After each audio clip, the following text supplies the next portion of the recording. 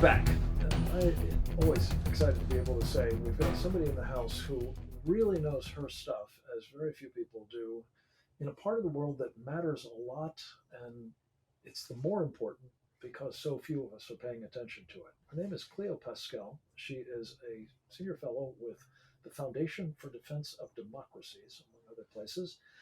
And her specialization is in the subcontinent of India as well as South and Western Pacific, and what the Chinese Communist Party is doing that is dangerous for the folks in those places, but also for our strategic interests as well. We're always pleased to be able to pick our brain a little bit about all of that. Cleo, welcome back. It's good to have you with us. Always a pleasure. Thank you. Thank you. Let's start with India. We've been building, I think, particularly during the Trump era, the relationship with the Indians as a sort of strategic partnership. He was a big fan of Prime Minister Modi and seemingly vice versa. Um, that relationship was deeply strained, I gather, by what happened in Afghanistan, to the point where the people who favor a close relationship with the United States seem to be back on their heels. Talk a little bit about the lay of the land as it relates to what's going on in Indian politics at the moment and how it might bear on its reliability as an ally facing China. So it is, I would say, among the Quad, the country that is literally on the front line. It shares a land border with China. It lost 20 men to China in June 2020.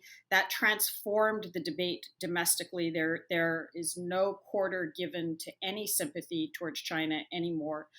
They're doing all sorts of very interesting things. They recently fined Xiaomi, which is a major Chinese cell phone company, over $700 million for money laundering. They're fighting back against China in complex, interesting, and very adept ways. They're banning Chinese apps. They're going after the whole political warfare spectrum as it plays against India. So they are, whether they're, what the U.S. India relationship, as you mentioned, is a little bit under strain, in part because some of the weapons that the US left behind are now being used to attack Indian soldiers around the border with Pakistan. So that is, not helpful. But there is a deep understanding that the alignment between US interests and Indian interests ultimately come together very closely. And a big element of that is China. And I would say that currently, actually, India is taking the lead on pushing back against China in a way that even none of the other Quad countries are. Well, I'm encouraged to hear you say that, and you've mentioned the Quad. We're going to talk a little bit more. There's an upcoming meeting of this group that involves not only the United States and India, but Japan and Australia, the four-party Quad, if you will. Um, let's drill down just a little bit on India's relationship with its longtime weapon supplier and strategic partner, I think it might be said, at least in the past. It was the Soviet Union. To some extent, it's Russia.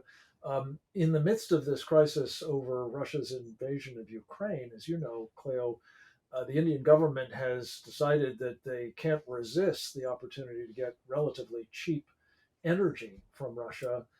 And that seems to be another, possible fault line in this partnership that we've been talking about having with them against our mutual enemy, but Russia's ally, China. Yes. So India has been very clear they are against the invasion. They're against one country invading another country. There's no question. What they have been less clear about is how to handle the sanctioning issue, in part because high oil prices are extremely damaging to their economy, and they are still recovering after COVID. They're bouncing back. They've got one of the best growths in the world. They never did a lockdown uh, except for right at the beginning. So they're trying to keep their economy going, and they need to keep their economy going because they have a lot of population that's living on the margins, and they can't afford for them not to be able to eat or run companies or all of the things that we know so well coming out of the United States, but it's even more marginal for many more people within India. So they just can't afford it. They, domestically, politically, they can't afford it. Additionally, a very large proportion, I think over 60% now, of their weaponry, although older stuff, came from the Soviet Union and from the Russians, including the S-400 system, which hasn't quite been deployed yet, is on the way.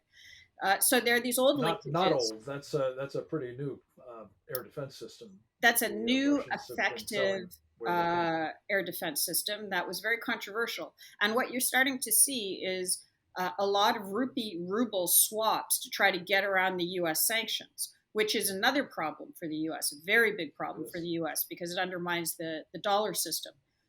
So it's definitely not ideal, and what the Indians are trying to do to get around it, because they don't want to be dependent on anybody, including Russia, is to try to start to make the spare parts in India, to make the weapon systems in India, and in that respect, there's a big opening for the U.S. to co-produce in India weapon systems that India could use then.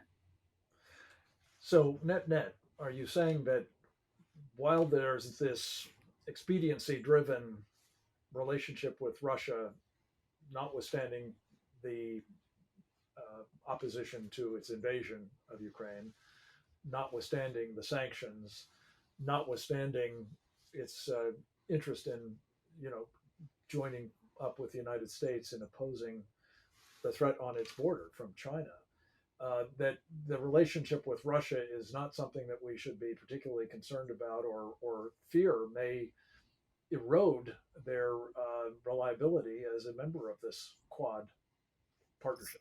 So if you're in India and you're looking north and west, if you're looking at Central Asia or Afghanistan or Iran, they need Russia. They need to be able to work with Russia in order to blunt Chinese influence in places like that. If you're looking from India north and east, they need the United States, especially in the maritime zone, in order to counter China that way. So there are many operational collaborations between India and Russia that are being used to try to contain Islamic extremism and China. And those are old and deep, and go back to the Cold War era. And I'm not so sure that those will go away. But oddly, they serve the same function. Cleo, we have to take a short break. We'll be right back with more with Cleo Paskal right after this.